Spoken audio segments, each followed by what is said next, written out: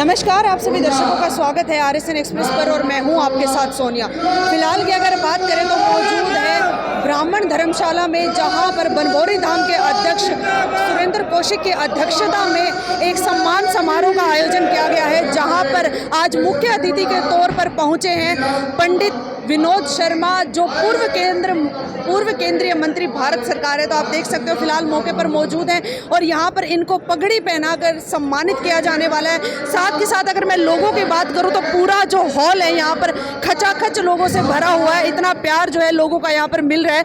ब्राह्मण धर्मशाला में मौजूद है, तो आइए इस प्रोग्राम के बारे में खुद पंडित जो विनोद शर्मा जी हैं उनका क्या कहना है, आइए उन्हीं से जान लेते हैं। हिसार जिला के ब्राह्मण सभा ने मुझे बुलाया था, जिसकी अध्यक्षता सुरेंद्र कौशिक जी ने की इस सभा की, और हमारे अध्यक्ष राजकुमार भारद्वाज जी हमारे साथ हैं। तो आज मुझे सम्मानित किया है, मैं बहुत खुश हूँ और मुझे अच्छा लगा। बहुत हज़ारों लोगों ने आकर आशीर्वाद दिया। आदमपुर उपचुनाव होने जा रहा है, तो कुलदीप बिश्नोई ने आत्मा की आवाज़ सुन के कार्तिकों को वोट दिया है, तो क्या आप उनके चुनाव प्रचार में आएंगे? मैंने जो कहा है ये बात कि कुलदीप बिश्नोई ने कार्तिक को वोट दिया है, हमारी जीत हुई, तो सिर्फ प्रचार में नहीं आएंगे, उसको इलेक्शन और चुनाव जिताने के लिए पूरी कोशिश करेंगे। और मुझे वो उम्मीद नहीं है, विश्वास है कि वो जीतेगा।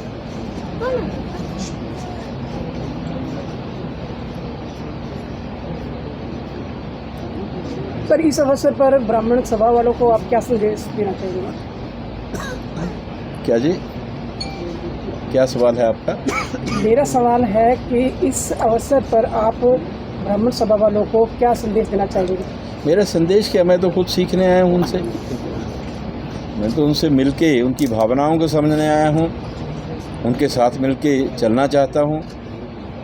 उनकी भावनाओं के प्रति मेरी आस्था है, और इसको देखते हुए जो कुछ भी आज के मिलने जुलने से मेरे को पता चला है, तो मैंने कहा है कि एक नई शुरुआत होने वाली, जिसमें फैसला वो करेंगे और जो आदेश वो मुझे लगाएंगे मैं उसको पूरा करूंगा। कुलदीप बिश्नोई बार बार भूपेंद्र सिंह हुड्डा को आदमपुर से चुनाव लड़ने के लिए आमंत्रित कर रहे हैं, चुनौती दे रहे हैं, इसको आप कैसे? इसकी बात तो आप उनसे पूछ सकते हैं, क्योंकि वो चुनौती दे रहे हैं। मैंने तो कहा नहीं, जिसने चुनाव लड़ना है वो फैसला करेगा, जहाँ पार्टी यहाँ फैसला करेंगी कौन चुनाव लड़ेगा। सर, भाजपा के साथ समझौता होगा?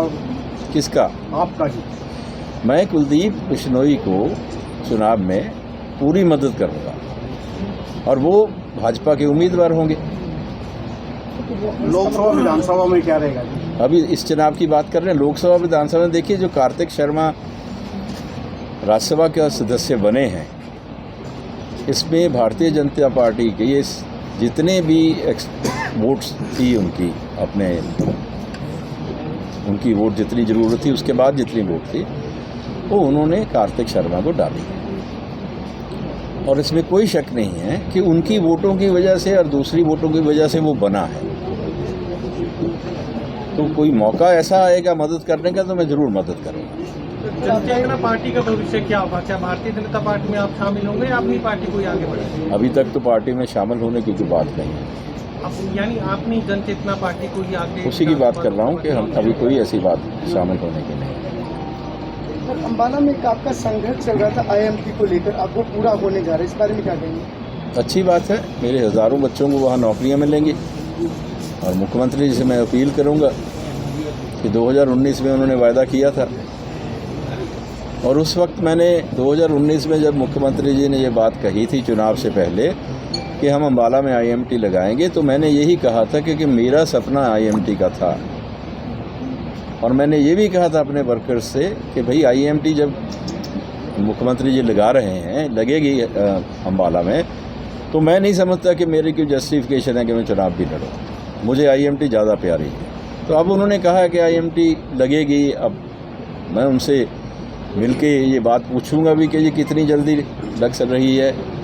उनसे रिक्वेस्ट करेंगे कि इसको जल्दी से जल्दी लगा दें, चुनाव से पहले लग जाए तो और भी अच्छी बात है। आर्थिक आधार पर जो बच्चे जो है ज्वाइनिंग के बारे में आर्थिक आधार पे जो बच्चों को नौकरियां मिली हैं उसमें टोटल जस्टिफिकेशन है।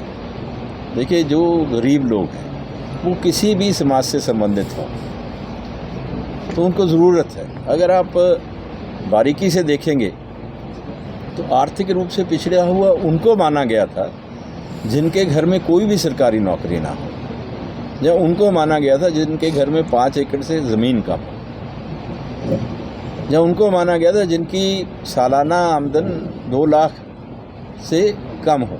अब शायद बढ़ा दी है। सर अभी जो है तो इन सब आर्थिक स्थितियों को देख के हम समझ सकते हैं कि जिसके घर में कोई नौकरी नहीं सरकारी, जिसके पास ज़मीन नहीं है, जिसके यहाँ आमदनी बहुत कम है, अगर उसके बच्चों को नौकरी मिलती है, वो किसी भी समाज से हो, तो मैं समझता हूँ कि ये जस्टिफिकेशन है, ये न्याय है उन बच्चों के साथ। कुछ लोगों को ज्वाइनिंग नहीं हुई है इसके बाद। यहाँ ज्वाइन अगर कोई टेक्निकल डिफ़िकल्टी उसमें है तो भाई अगर उनकी ज्वाइनिंग नहीं हो रही है तो हम उनका साथ देंगे। कुछ लोगों की ज्वाइनिंग नहीं हो रही थी तो हमने एक वकील किया था और उनकी ज्वाइनिंग हुई थी। कुछ पटवारी थे जिनकी ज्वाइनिंग नहीं हो रही थी, उनकी बाद में ज्वाइनिंग हुई थी। अब भी कोई ऐसी लोग होंगे तो उनका साथ देंगे। हरियाणा सरकार की कार्यशैली को आप कैसे देखते हैं, डेवलपमेंट को लेकर और तमाम रोजगार के किसको? लॉ एंड ऑर्डर को लेकर हरियाणा सरकार, मनोहर सरकार, हरियाणा सरकार की कार्यशैली हाँ, उसमें लॉ एंड ऑर्डर को लेकर, बेरोजगारी की स्थिति को लेकर और जो स्टेट का जो डेवलपमेंट इशू। बिल्कुल सही है कि आपने कहा कि जो अपोजिशन पार्टी हैं उन्होंने ये मुद्दा बनाया है, लेकिन अभी जो चुनाव हुए हैं निकाय के, अपने म्यूनसिपल कमेटीज़ के और म्यूनसिपल कारपोरेशन के तो नहीं अभी हुए, शायद कमेटी के और म्यूनसिपल कमीशन दूसरे हुए हैं। उन चुनावों में से जो रिज़ल्ट आए हैं उन नतीजों को देखते हुए हम कह सकते हैं कि लोग यहाँ के संतुष्ट हैं, तभी तो उनको जिताया गया है। चला रहे हैं तो आपका अपना ओपिनियन भी मैटर नहीं, मैं तो ओपिनियन नहीं है मेरा, क्योंकि ओपिनियन जब हम जनता के ओपिनियन से बनाते हैं, मेरा अपना ओपिनियन मैटर नहीं करता है। मैं ये कह रहा हूँ कि आज के दिन में जनता ने जिस तरह से वोट दी है उससे ये लगता है ये कि सरकार की तरफ से और उसके किए हुए कामों से लोग संतुष्ट हैं। प्रदेश सरकार में कैबिनेट मंत्री खुद देवेंद्र सिंह बबली बार भ्रष्टाचार के आरोप लगाते हुए बोल रहे हैं। हाँ जी, देवेंद्र सिंह बबली जो उनसे कैबिनेट पूछिए, नहीं, वो सरकार मिलते नहीं है क्या? आपको मिलते नहीं? ये टोहाना से ही तो हैं, जाइए कीजिए उनकी इंटरव्यू। सर किसानों के साथ जो मुआवजा नहीं मिल रहा, किसान रोज धरने पर बैठते हैं। हाँ, हर ऐसा कोई जिला नहीं जहां किसान धरने पर नहीं बैठता। मुआवजा अभी तक नहीं मिला है, 20 का मुआवजा नहीं मिला, 21-22 आ चुकी है, मुआवजा मिलना चाहिए। अभी मुआवजा नहीं मिला। अगर कोई क्या इस प्रदेश के किसानों को हर रोज धरने पर देखो, ऐसा हिसाब से है अपना मुआवजा कि देना मैंने पड़ेगा। बड़े क्या कहना चाहते हैं? स्पष्ट शब्दों में कहा था अभी आप अगर सुन रहे थे कि भाई मैं इन बातों का जवाब तब दे सकता हूँ कि क्यों नहीं मिला, जब मैं मिल जाएगा या कल हो जाएगा। मैं तो सिर्फ इतना कह सकता हूँ कि मेरी उनके साथ भावना जुड़ी हुई है, जिसका नुकसान हुआ है उसे मुआवजा मिलना चाहिए। क्योंकि मैं इस स्थिति में नहीं कि मैं कोई वायदा करूँगा जी मिल जाएगा या मैं दिलवा दूँगा। I am not in government but I am attached to them, whatever is due to them.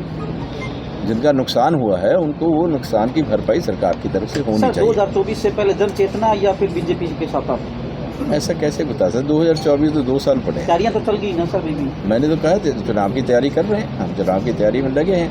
जो आज तैयारी में नहीं लगेगा तो पीछे रह जाएगा। क्योंकि कार्तिकेय को तो बीजेपी का समर्थन मिला ना सर। बिल्कुल मिला है।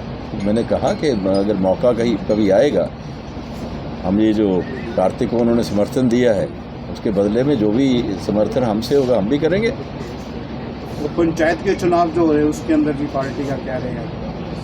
पंचायत के चुनाव में मुझे नहीं पता कि अभी राजनीतिक पार्टियों ने क्या फैसला किया है। शायद बड़ी राजनीतिक पार्टियों ने भी फैसला नहीं किया है कि वो चुनाव अपने सिंबल पे लड़ेंगे या नहीं लड़ेंगे।